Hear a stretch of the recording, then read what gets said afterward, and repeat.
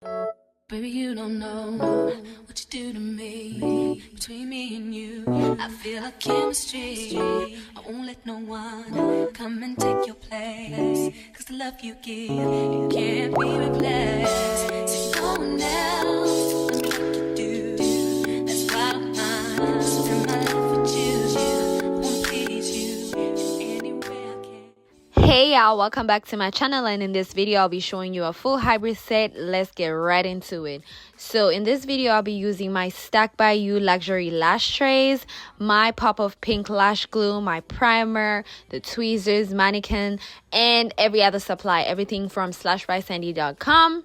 So first off, a hybrid is a mixture of 70 to 30% mixture of classics and volume. Okay, so that's what makes a hybrid. So you're going to be using both diameters for a classic set. So I'll be using the 0.18 millimeters for my classics, and I'll use the 0.05 for my volume fans. So let's continue. So first things first, in every set that you always want to do, you want to start with your primer. Make sure the primer is already put in every part of the lashes, and then you want to go ahead and fan it real quick. After you fanning is when you want to start shaking your glue. My pop of pink glue, as you can see, it is dark. It's really dark. So if you shake it and it's still a light color, that means it hasn't mixed completely. So you want to make sure you shake your glue. So for my mapping selection for this set, I put in 15, 16, 20, 20, and 16 as my mapping. And as you can see, as my strategy in doing my hybrid set, I always want to start with my classics before I start doing the volume fans. So keep in mind, always start with the classics during your hybrid set and then finish off with the volume fans. And then another thing is, as you can see, I'm starting with the inner corners. You want to make this like a habit. You want to start with the inner corners. They can be really tedious sometimes, but it's usually better for you to get over with it, to make sure you're completing the inner corners. And usually it's not too many of them at the inner corners in terms of the length you should put on there, because it's not a big section like in the middle section. So it usually is tedious sometimes because of just the fact that they are really tiny and you have to get into there.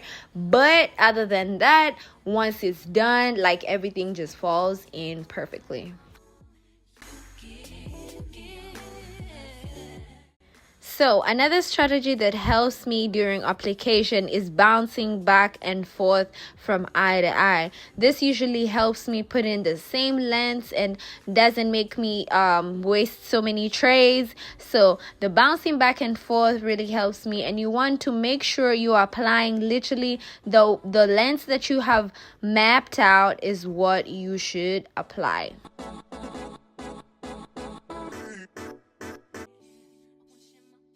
So once you start seeing that you're building a good amount of classics in there, at the end of the day, you don't want it to be a full classic set. So you want to have a good amount of classics in there before we move on to adding in the volume.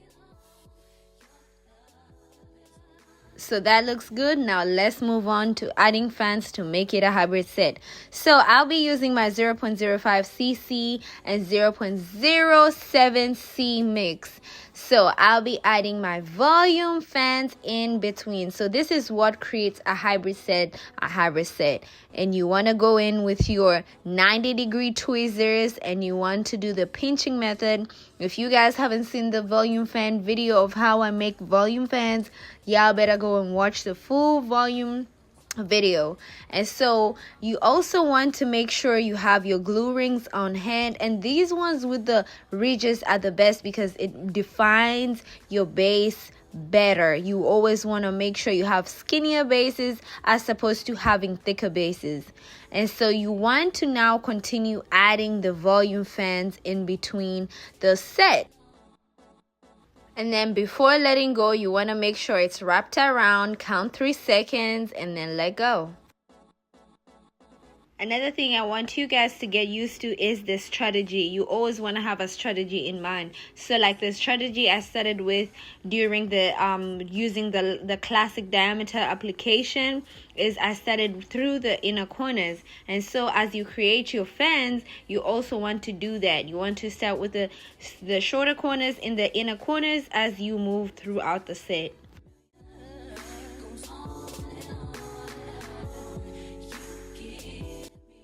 Another thing worth mentioning is that I am hand making my volume fans as I'm adding them in the set. So in the beginning of my lash journey, yes, I used to make my pre-made fans, and it literally helped me a great deal during my client time, because I would get really anxious to create the volume fans as the clients were there. So but when I got to practicing and being consistent, now it's a whole different ball game. I'm able to now do the lash fans as the client is there. So you can do as well the same. As you keep practicing, you will notice that your time will cut down real quick and it will get better, and it's no rush at the end of the day, but you only want to see improvement.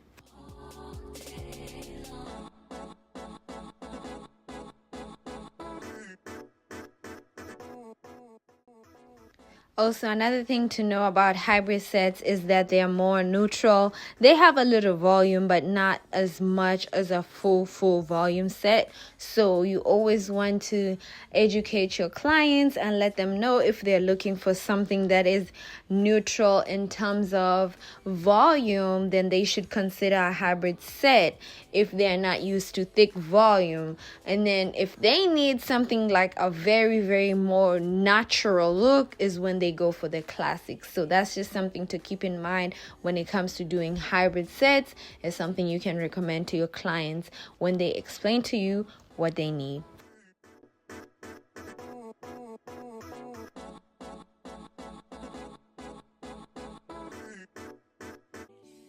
So considering the mapping that I chose, I wanted it to be in terms of a cut eye. So it was like a length buildup, as you can see.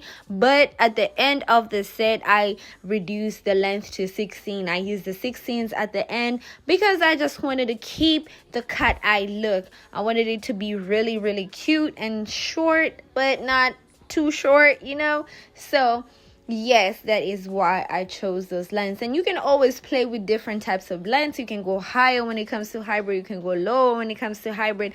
It's just that you have to keep in mind the principles behind the hybrid set, but the length does not matter. You always want to make sure that you fill up your whole set. You don't want to take no shortcuts. You don't want to miss some lash spots. You don't want to just put on top of the other lashes. You always want to make sure you follow the principles of lash extensions. You make sure the procedure is safe, and you always want to make sure they are properly applied, because trust me, if you do not practice these at the beginning stages, you will pay for them at the course of your lash journey. And I'm just helping you avoid the mistakes I was making, because if you take those shortcuts, you will literally miss out on a whole lot of money. Clients will be disappointed and you will literally not be happy. So just make sure to be patient with yourself in the beginning, because trust me, it is worth it. As the set comes to the end, you want to make sure you check for stickies. Make sure the lashes are not sticking towards each other. You pull them apart gently, and you want to fill up every last lash, the ones that you forgot. Make sure you fill up every last lash. I will say that like 10,000 times, but that is the best thing you can do to retain your clients.